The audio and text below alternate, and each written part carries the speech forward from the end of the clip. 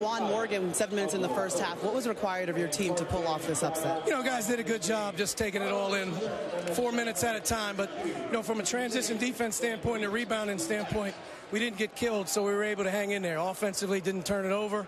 Had some timely shots. Guys stepped up and played. It's a great win.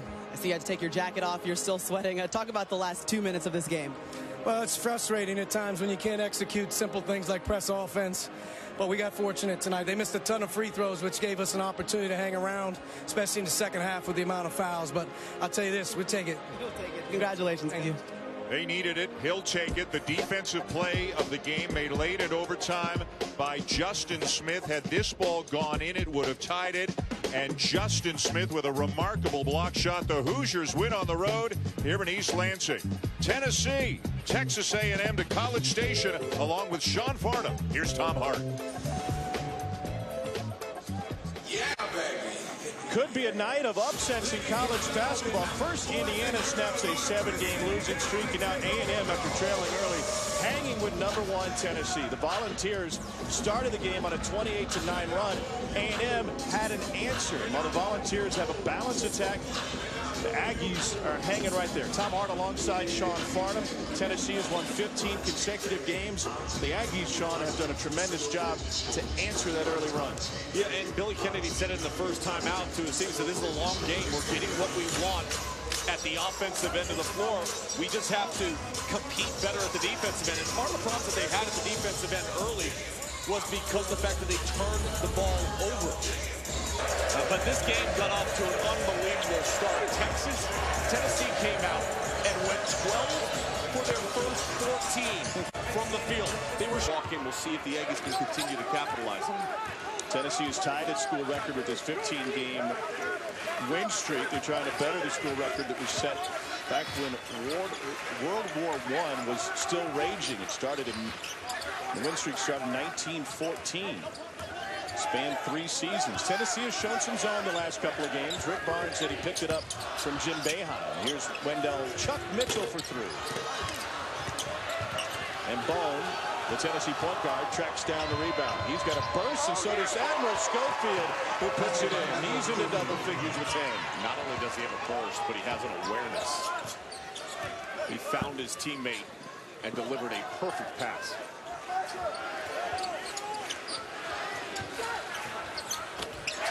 Brandon Mahan has hit 3 threes in his first half. He's already above his season average for points.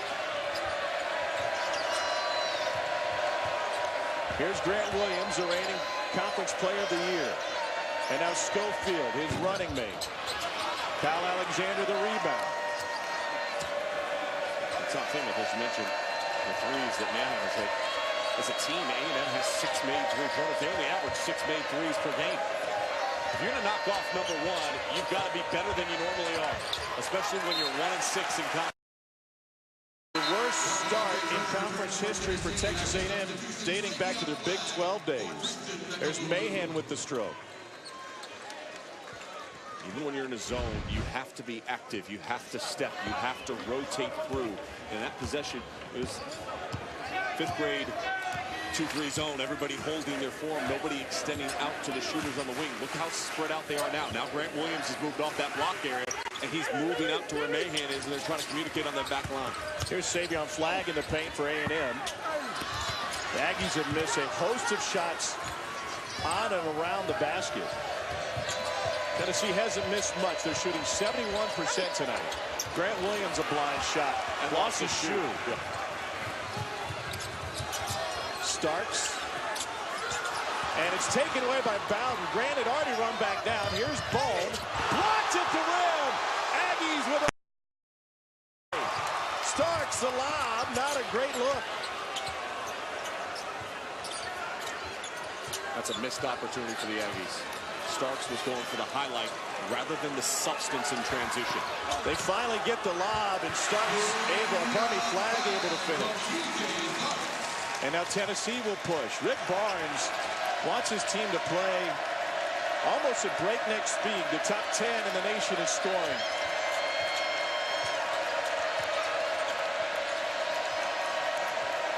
Lamonte Turner running the offense.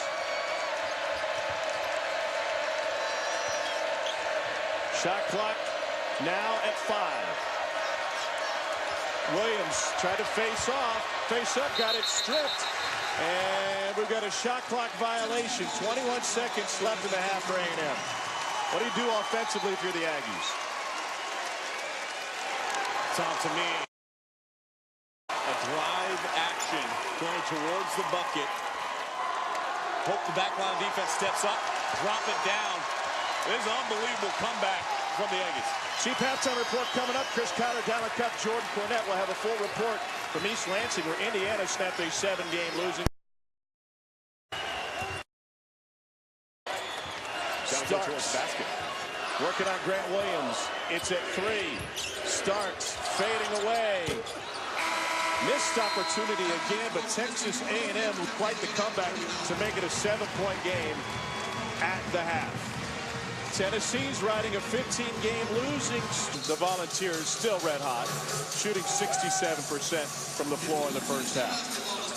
Tennessee is #1 in the country. They haven't lost since the Friday after Thanksgiving. It's a 15-game win streak, which ties the school's all-time record. They're undefeated in conference play, and they are the favorites to win the SEC. Admiral Schofield got great positioning, and he's got the bucket to start the half. Now, Schofield and Williams do a great job of carving out space in the paint. That time it was Schofield, the delivery for the pass from Grant Williams. They both had 10 in the first half. They combined to shoot 9 of 14 from the field. Balanced attack for the Aggies in the first half. Nobody in double figures. And then this, a deep triple from Chuck Mitchell, who did not start the game, but starts the second half. Beautiful look inside to Lamonte Turner. Schofield the assist. Move without the ball. The defensive player caught flat-footed. Turner with a great back cut.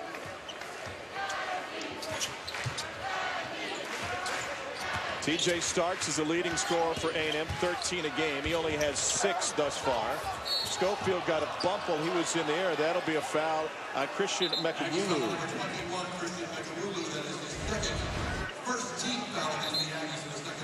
Defensively, a little screen action. Alexander, you see the little hesitation? He took about a step and a half back, Tom. A step and a half back with that length.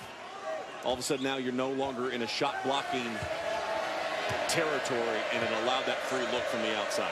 A couple guys you can't leave open for A&M, and Chuck Mitchell would probably be #1. Here's Schofield with the turnaround. Flag the board. A&M's done a nice job, though. Only 2 offensive rebounds in the entire game so far for Tennessee. Part of that is they shot the ball really well. Yeah, they haven't missed. It's hard to get an offensive board if you don't miss. Flag fought with Mekagulu for it.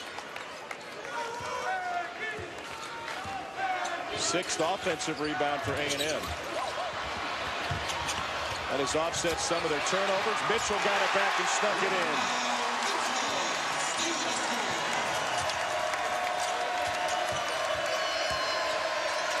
Alexander finds Grant Williams, in the reigning SEC Player of the Year. Converts. Yeah, from the trail position, the unselfishness of Tennessee just continues to stand out. Alexander could have taken that shot very easily. Instead, he was patient. He knew the Grant Williams where he was running.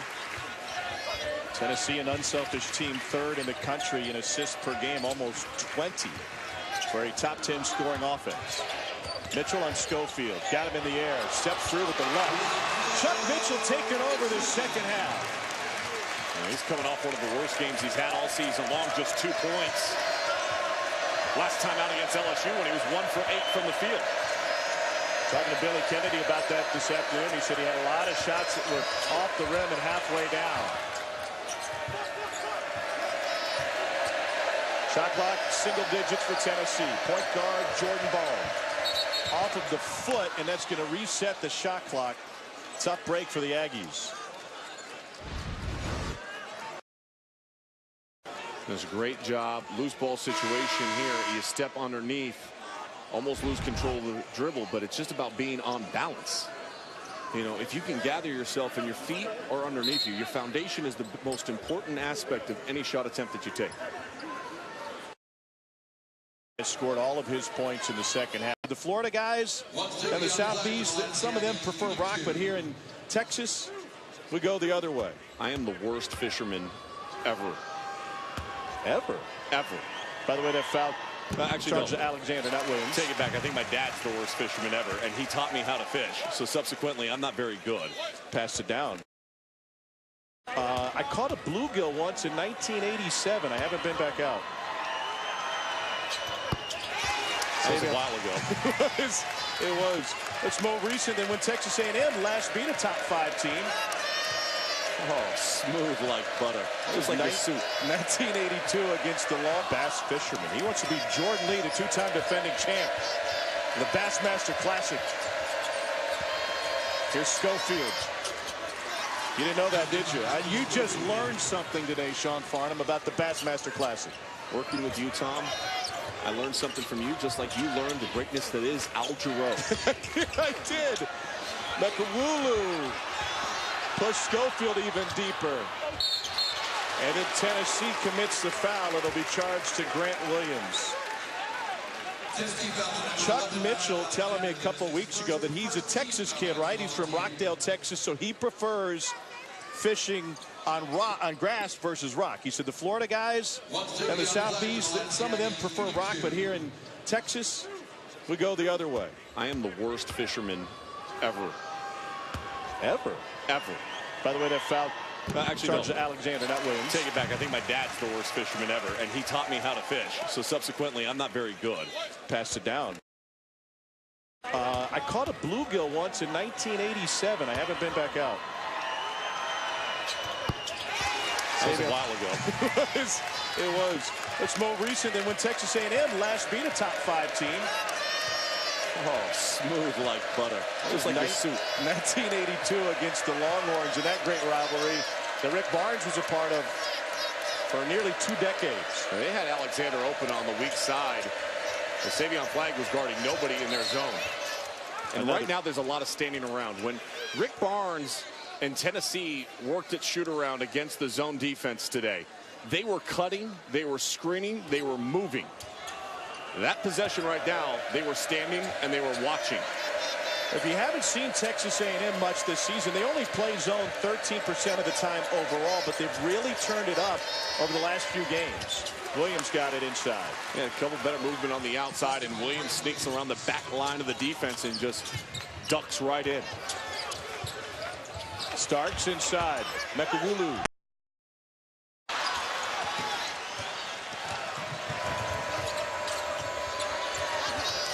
Transition 3 doesn't go.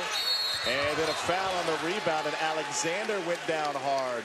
And then Schofield a push, and we got some fun between these two. Go figure, TJ Starks is going to defend. That is his 3rd personal foul. And for Schofield, it would be the same. So Williams and Schofield, 8 of the team's 10 in the second half. Wendell Mitchell has 7 of the team's 9. So while the fouls do offset, the key is that they are counted as personal fouls. I take it back, Mekawulu's 2nd, but Schofield's 3rd. So not a wise move for the senior. He comes out of the timeout, sitting on the bench. The pace of this game, though, has become more into the half court. Now, obviously, Tennessee and their efficiency is off the charts. They're one of the best in college basketball at this end.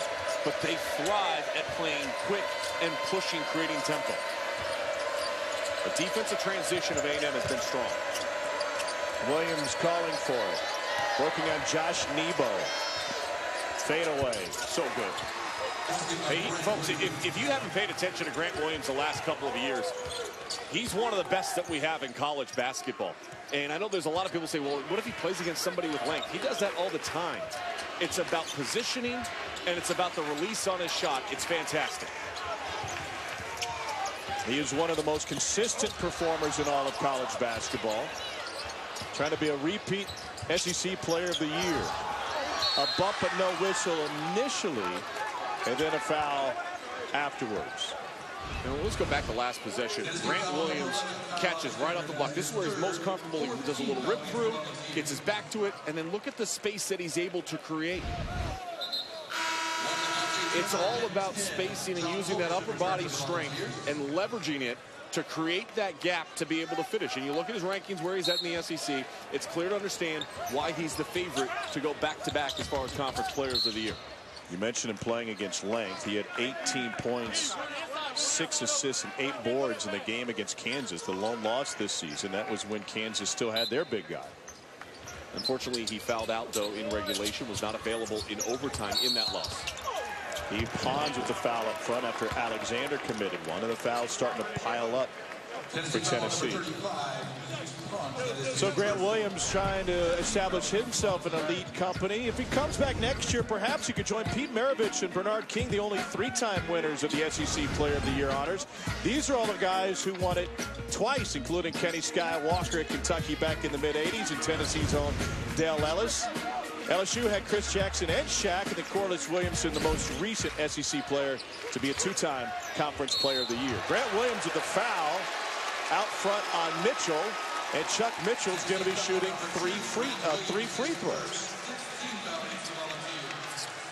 And that is the 6th on Tennessee, so A&M will be in the bonus next time. And he got all ball, and then he followed through and made contact with the hand on the follow-through. And the official tell him, hey, you were coming forward. Mitchell's got 2 more free throws. I just learned something else about the Bassmaster Classic. How about this? This spring, it's going to be held in Knoxville, right there at Volunteer Landing, right by Neyland Stadium. You going to go? What are you doing? I might go, and then I'll stop by Dead End Barbecue and see my guy George. There you go. So Mitchell, the aspiring pro fisherman, only lands 1 free throw out of 3. Ty Bow on Williams against length. Everybody says Gonzaga's got the best front court in the country, and I don't think they're lying. Go back to that game. 16, 12, and 7. As Tennessee's win against #1 Gonzaga really put the Volunteers on the map this season after they shared the SEC title last year. Here's Mitchell. Jordan Bowden playing tonight. Didn't play Tuesday night against South Carolina after a knee tweak. He finds Grant Williams. Tennessee has extended its lead. Wow, what a move by TJ Starks. And Grant Williams, I think, caught a little bit of an elbow to the jaw as he was backing up. He's a little bit shaken up. Grant Williams holding the left side of his face. He's been playing hurt for a good chunk of the season with a knee that's barking, and now it's his jaw. The problem, though, on that possession, though, Tom, is they kept giving up real estate to TJ Starks. They allowed his downhill speed to cause problems for him. He's surprised after a player takes an elbow to the jaw that they didn't go look at it to see if it could have been flagrant. Yes. In this day and age, everything's reviewed when they can. Williams with the left hand. Wow, they're going to call an offensive foul. John Fulkerson's first, and that wipes a bucket off the board. And once Fulkerson duck in, and you see him extend out and reach out just ever so slightly, he didn't need to do that. Now, I think the bucket should have counted, and then you call the foul. That's fine. But Fulkerson doesn't need to do that. You got Grant Williams going towards the basket.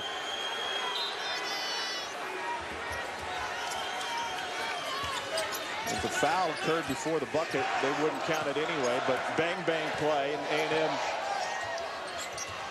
trying to get a little bit closer to the #1 ranked team in the country.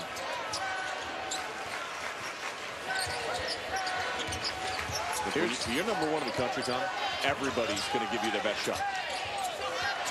A Vanderbilt program that's really struggled this season took Tennessee to overtime a couple of weeks ago. Mitchell for 3.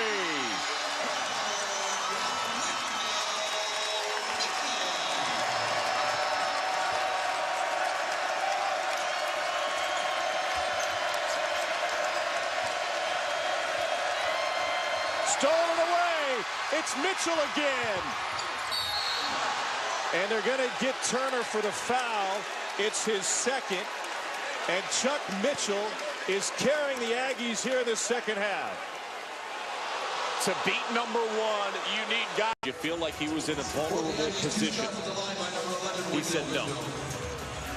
Now, and that is the gray area of the ruling, right? Is a vulnerable position might be completely different than what somebody else sees. We saw a play earlier this year in SEC play where a guy went for a dunk and he pinned it against the backboard, but because his body made contact and the player fell, they ruled it a vulnerable position play and upgraded it. That was horrible. Bouncing his head off the floor and bleeding, and sometimes how the player reacts and whether or not they're injured plays a role in how it's judged. Tennessee is unsettled right now. The energy in the building is on the side of A&M, and the #1 team in the country that started off this game red hot. All alone in first place in the SEC. LSU lost earlier, their first conference loss to Arkansas in a thriller. This is a Tennessee team, Sean, not only #1 in the nation, but they have a great shot getting Rick Barnes his second Final Four appearance and what would be Tennessee's first ever. They have a great shot to win the national championship. And they have been the best team in college basketball since about the middle of December. And I don't care what was going on in anybody else's roster or who #1 was against. The #1 was with, but it's been Tennessee. Playing as #1 is different than being the best team in the country. Brandon Mahan has 4 threes, 1 possession game, and TJ Stark stepped on the sideline. He was a shoe size away from tying this game. Again, you drive the middle, collapse the defense. And what they're going to do is they're talking about possession where they wanted to set the clock. With 24 seconds on the shot clock. Sean, how about the atmosphere? You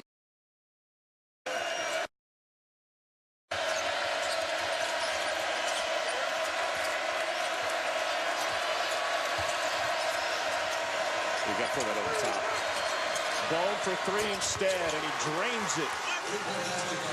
Might be the most unappreciated player on this Tennessee roster. If Tennessee wins a national championship this year, as great as Schofield and Williams is, it's about Jordan Bone and his development. Admiral Schofield and I were talking after shooter. Not again. Oh, Mitchell did it.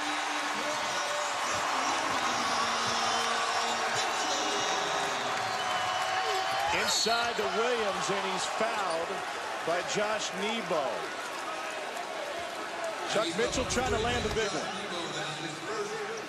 Counter action, get the defense going one way, and you see how long that run is for Tennessee. There's nobody with him. And that floor spacing offensively right now is outstanding for Texas A&M. The reigning SEC Player of the Year, 6th in the conference in free throw percentage.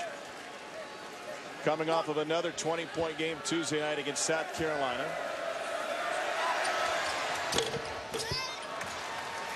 Williams now has 18. Starks pushes, penetrates, and scores. You have to stop the ball in transition. Half where TJ Starks has been able to go end to end and get a layup.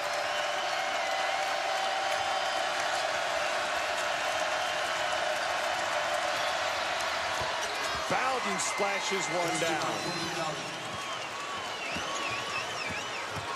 Starks again, and this time will draw the foul on Alexander, who's had foul trouble. Kyle Alexander has fouled out of each of the last 2. Pardon me, it'll be on Bone instead.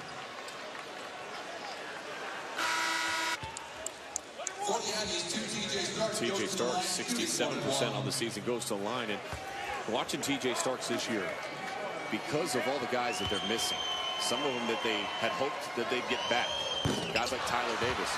TJ Starks kind of pressed a little bit at times this season and tried a little bit too hard. Today he's played with outstanding composure. Only returning starter off a team that went to the Sweet 16 last year for A&M. Bowden fouled by J.J. Chandler. And he's foul number 0, J.J. Chandler, his second. 14 foul against the Aggies. 7 times A&M has met up with #1.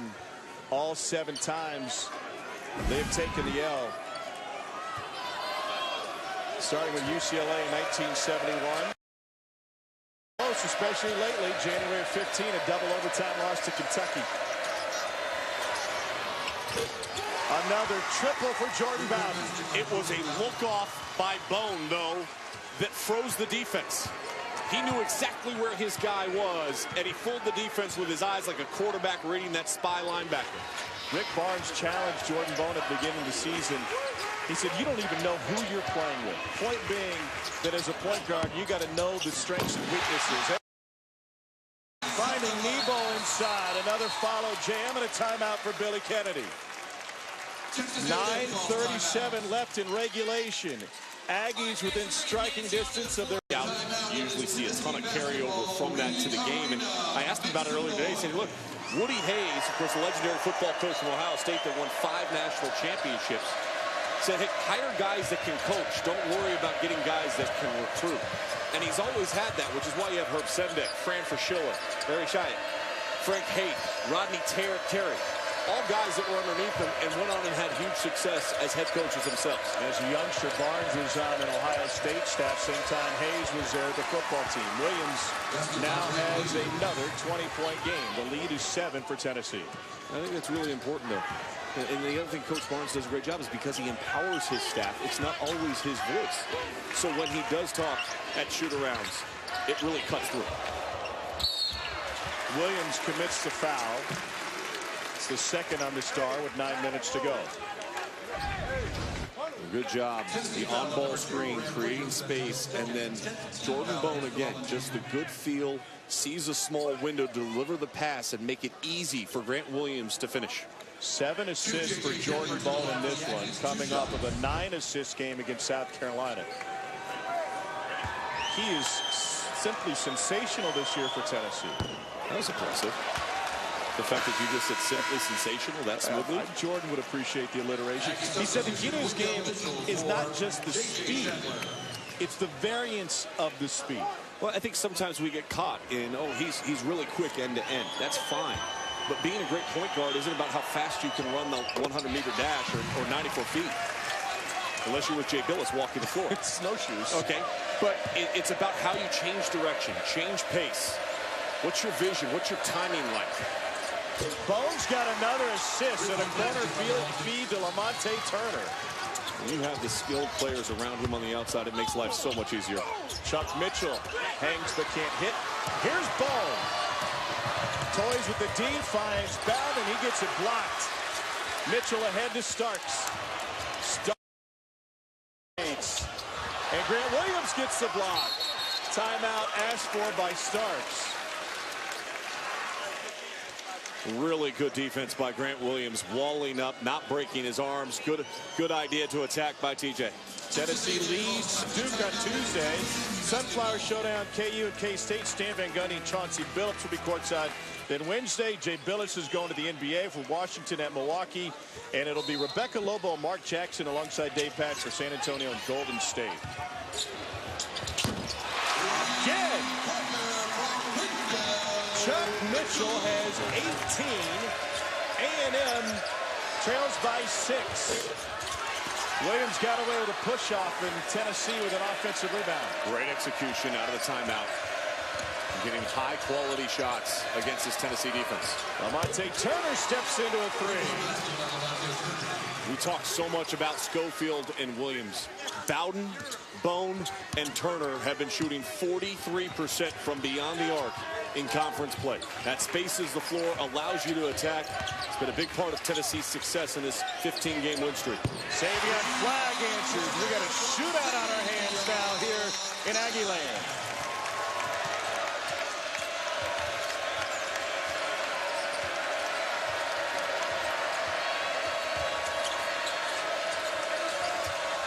Bowden got it. That's a 2.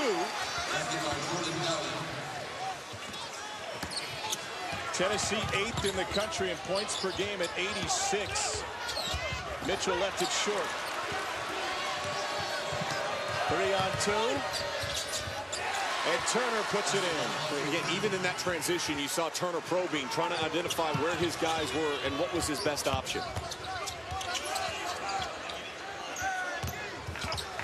Flag, flying look, turns it over. Tennessee shooting 69% from the floor tonight. Spacing. Both Turner and Bowden were on the same side of the floor in transition. Here's Bone. Rattles it home.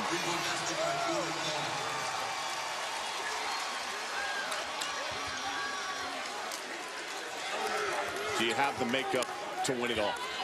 It's a question, right? What shows it is when you're on the road and your backs are against the wall a little bit. Doesn't matter what the records are. It matters how you're playing. And Jordan Bone continues to be the star here in the second half. And it's not just because he made that three. Oh, my gosh. Nebo finds another. He's a rim assaulter inside. He's a guy you never have to run a play for. Just have to shoot the. Aggies settle into a zone. Tennessee 9 of 18 from 3 tonight. Oh, wow. Alexander. That's just phenomenal recognition by Jordan Bone. The back line of the defense for the Aggies went to sleep. Jordan Bone wasn't. He was wide awake. 9th assist of the night for the junior from Nashville.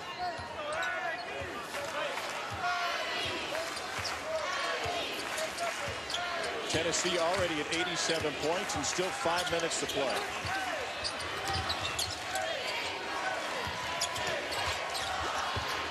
Shot clock now at 3.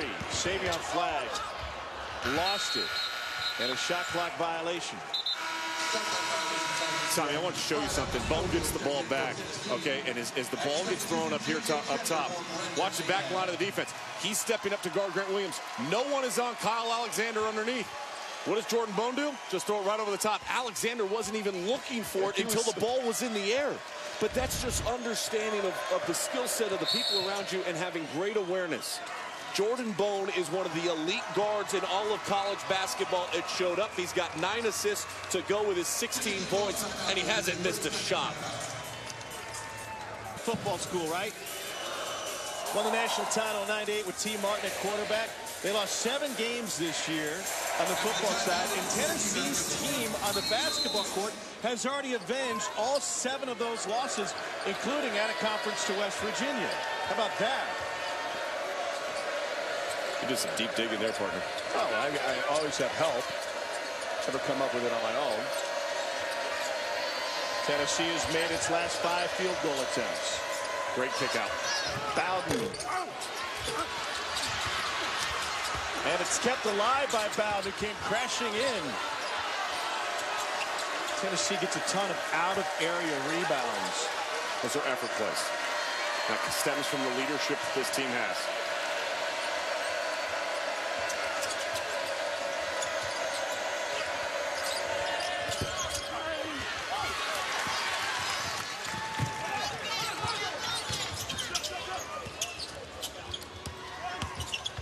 Savion Flagg in the paint. And it finally rolls home. Got a couple of attempts at it. And best offense a lot of times for A&M is their second chance points opportunities. One of the best in the SEC. Here's Bowden. 16 for the junior from Knoxville out of Carter High School. And part of the reason that you see Bowden have so much success in that mid-range game is understanding shoulder to shoulder, coming off the screen from Grant Williams, getting just enough separation to elevate. Tennessee is a fantastic 2-point jump shooting team. Bodies on the floor all over the place. Will be Tennessee basketball. 13-point lead for the #1 ranked team in the country, the Tennessee Volunteers. Yes, field goals tonight. That is a season high in assists for Tennessee. It's amazing. They came in averaging 19.7. That was 3rd best in the country. It'll only go up. And Jordan Bone, his 4th game with 10+ assists and his 3rd double-double of the year.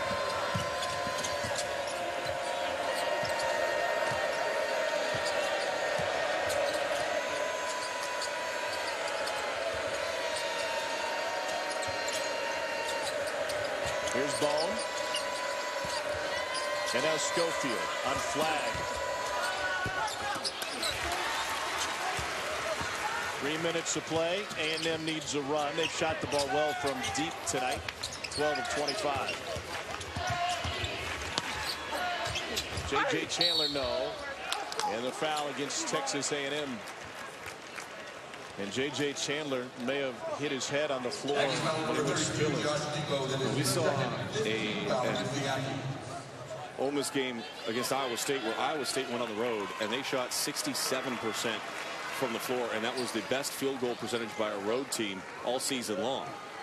Right now, Tennessee is shooting 65, almost 66%.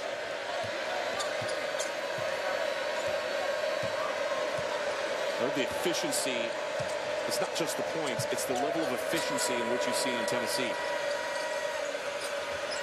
Both teams scoring at a high clip. 10 different players in double figures in this game. Third kick ball of the night for the Aggies.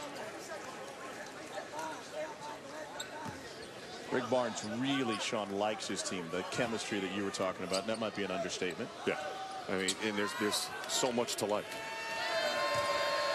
Tom, they do it in all phases of the game. 44 points in the paint tonight.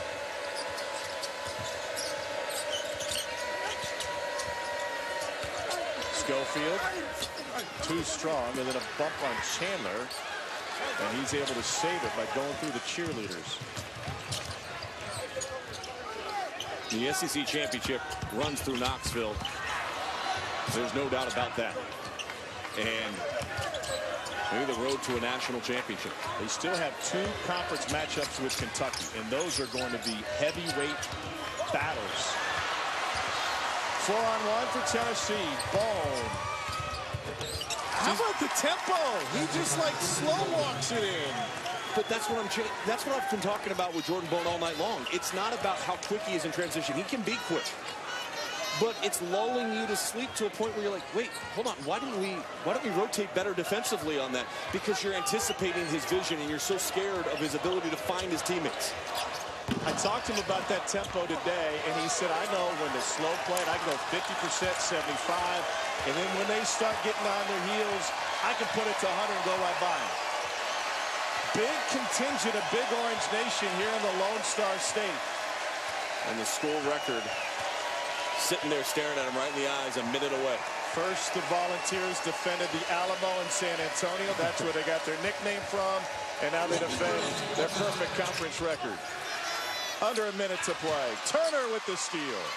Impressed with Tennessee, just as I was in the Gonzaga game, because it's not about how pretty the game was the entire time. They had that great lead. They allowed A&M to get the energy and make this a one-possession game late in the second half.